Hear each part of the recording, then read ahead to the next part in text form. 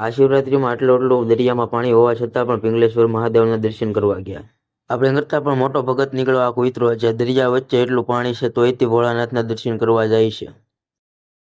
નમસ્કાર મિત્રો, તો સવારના વાગી ગયા છે 5:30 અને આપણે તૈયાર થઈને બેસી ગયા છીએ.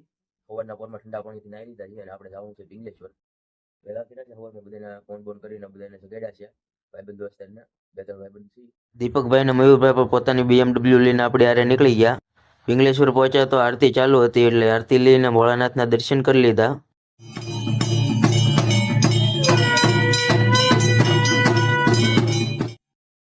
તો એટલું પાણી હજી ભરેલું છે અને રસ્તામાં હજી પાણી ભરેલું છે. રસ્તો દેખાતો નથી આગળ, તો હવે અમે આવી છીએ ભોળાનાથનું નામ લઈને. ત્યાં સુધી પહોંચીનું કઈ નક્કી નહીં. પાણી હતું એટલે કોઈ આગળ હાલતું નહોતું, કારણ કે દરિયામાં હોય વાગી જાય એવા પાણા, એટલે આપણે આગળ આવીને બધાને રસ્તો બતાવતા ગયા. આપણે સામે ધજા દેખાય ત્યાં સુધી પોગવાનું હતું એટલે મહાદેવનું નામ લઈને આપણે હાલતા ગયા. જો આ જ રીતે પત્ની પોતાના પતિને હારે હાલતી રહે ને તો આદમી ગમે ત્યાં પોગી શકે. એટલે મારામાં પણ હિંમત આવી ગઈ અને પહોંચી ગયો મહાદેવ સુધી. પછી અમે 2 માણાએ મહાદેવને દૂધ ચડાવી દીધું. પછી બીલીપત્ર અને ફૂલ ચડાવીને દર્શન કરી લીધા. પછી ભક્તોની સંખ્યા વધવા માંડી એટલે અમે દરિયાની બહાર નીકળવા માંડ્યા. ઘડીકમાં તો એટલું પબ્લિક થઈ ગયું કે ઓટલામાંથી જગ્યા પણ નહોતી. ત્યાં તો સામેથી આપણને ભોળાનાથનો એક અનોખો ભક્ત જોવા મળ્યો.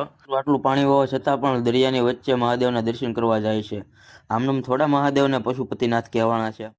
વાહ ગુરુ વાહ, જય ભોળાનાથ. પછી અમે આવી ગયા દરિયાની બહાર અને આવો સનસેટ આપણને ક્યારેક જ જોવા મળે. અને આવો નજારો માણતા માણતા આપણે ઘર તરફ નીકળી ગયા. આ વ્લોગમાં આટલું જ. મળી આવતા વ્લોગમાં. વિડીયોને લાઇક, શેર અને અમારી ચેનલને સબસ્ક્રાઈબ કરો. હર હર મહાદેવ.